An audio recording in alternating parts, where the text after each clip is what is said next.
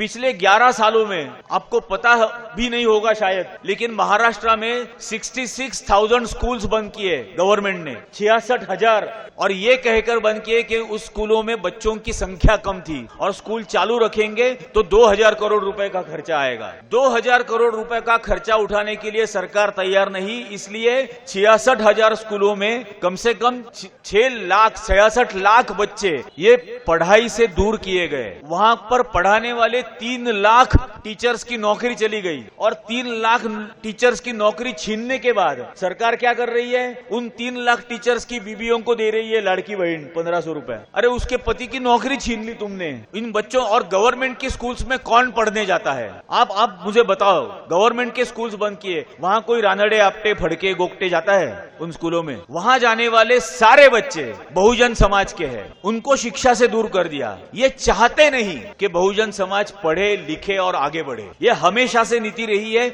और यही मनुवाद है आज जो बार बार बात होती है। और इसका समर्थन इन लोगों ने हमेशा किया है, सावरकर ने किया है, गोलवलकर ने किया है, बार बार किया है।